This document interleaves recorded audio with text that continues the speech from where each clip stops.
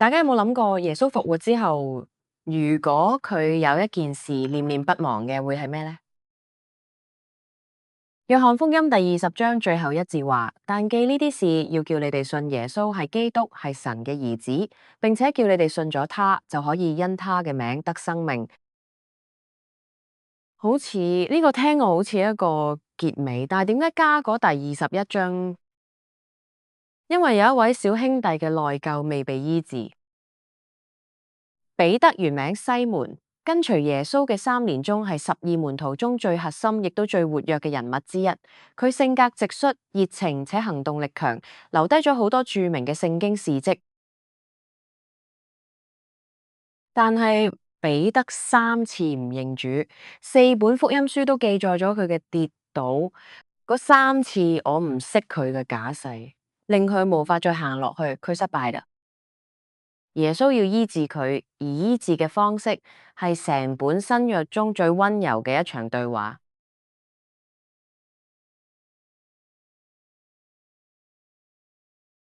西門彼得對佢哋話：我打魚去。佢哋話：我哋都去。佢哋就出去上咗船。嗰夜並冇打住乜嘢。復活嘅耶穌已經向門徒顯現咗2次，但彼得冇喺耶路撒冷等候下一步嘅指示。佢返到咗加利利，回咗佢被呼召之前嘅地方，跟住佢講咗句聽起好平常，但喺呢個脈絡下極其沉重嘅話：我打魚去。3年前，耶穌喺呢同一片海邊呼召佢，彼得放下咗漁網，但而家喺3次否認之後，佢返到咗起點。呢個係一個失敗之人嘅本能反應。我搞錯咗最重要嘅事，唔知道仲有冇資格做門徒，所以我返去做我唯一確定自己仲能做嘅事。然而嗰一夜佢乜都冇打到，佢連漁夫都做唔好啦。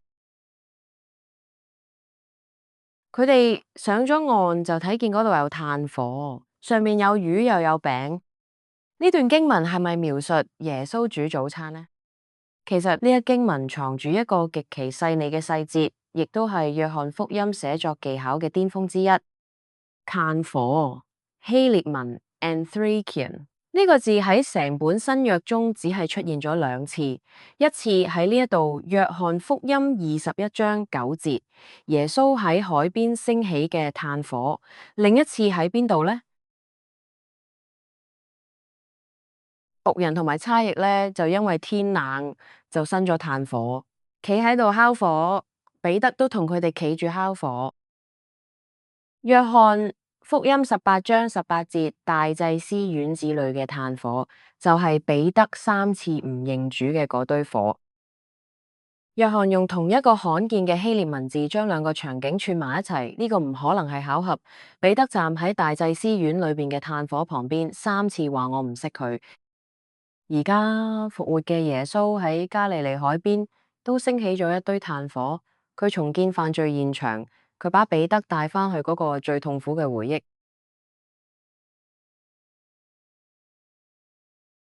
佢哋食完咗早飯，耶穌對西門彼得話：約翰嘅仔西門，你愛我比呢啲更深嗎？彼得話：主啊，係嘅，你知道我愛你。耶穌對佢話：你餵養我嘅小羊。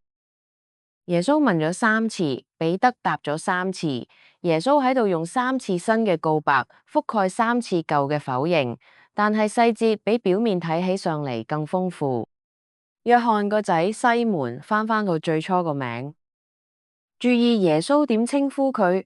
約翰個仔西門唔係彼得，彼得 Petros 磐石係耶穌俾佢嘅新名，但係此刻耶穌叫嘅係佢嘅原名西門。就好似一個父母喺最認真嘅時刻會叫孩子嘅全名一樣，呢個唔係懲罰性嘅退返，你唔配叫磐石，佢叫嘅係嗰個加利利漁夫嘅原名，喺一切使命同失敗之前嘅嗰個你。你愛我比這車更深嗎？第一個問題係比這車更深嗎？這車指乜嘢？有2種可能：一，比其他門徒更愛我嗎？二，比呢啲漁船同埋漁網，你啱啱返去嗰個舊生活更愛我嗎？無論係邊一種，耶穌嘅問題都觸碰到咗彼得最痛嘅地方。彼得曾經誇口：眾人雖然跌倒，我總不能。佢自認為咧比其他門徒更忠誠、更勇敢、更愛耶穌，結果佢係跌得最重嗰一個。所以耶穌問嘅唔止係你愛唔愛我，而係你仲敢講你比人哋更愛我嗎？彼得冇再誇口我比佢哋更愛你，佢只話主啊，是嘅，你知道我愛你。佢將判斷權交俾耶穌，佢唔敢再替自己講嘢啦。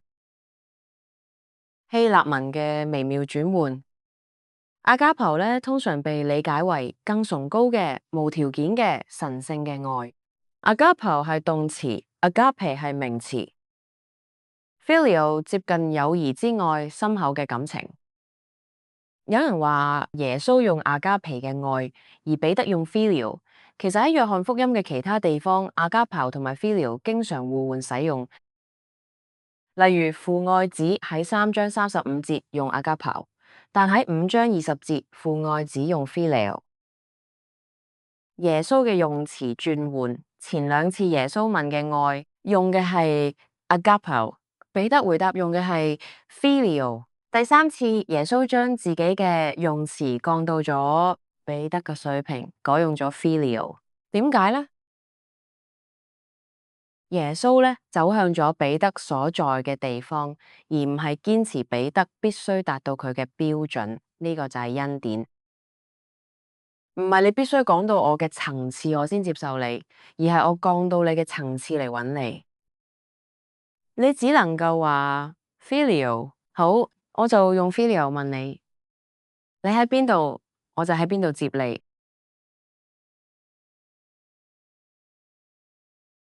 三次提問之後，耶穌俾咗三次回應。你餵養我嘅小羊，你牧養我嘅羊，你餵養我嘅羊。佢將使命還俾彼得，赦免係處理過去，差遣係開啟未來。咁呢個對彼得嚟講意味住啲乜嘢？即係意味住佢唔需要一世活喺三次否認嘅陰影入邊。佢嘅身份唔係嗰個否認耶穌嘅人，佢嘅身份係被耶穌三次重新差遣嘅牧者。你跟從我吧，呢個同3年前耶穌喺同一片海邊第一次呼召彼得時講嘅嘢一模一樣。彼得嘅故事翻到咗原點，同一片海，同一個呼召，同一位主。但係彼得唔再係3年前嗰個自信滿滿嘅漁夫啦，佢係一個被碎過、喊過、跌到最底，然後被扶起嚟嘅人。佢而家知道自己嘅軟弱，佢唔再咁講。眾人雖然跌倒，我總不能。佢而家比3年前更適合牧養主嘅羊，因為一個唔知自己會跌倒嘅牧者係危險嘅。但一個知道自己跌倒過又被扶起嚟嘅門徒，先至能夠真正理解嗰啲同樣跌倒嘅人。結語：炭火旁邊，耶穌已經復活，但如果復活嘅耶穌唔處理彼得嘅羞恥，嗰個羞恥會跟住彼得一世。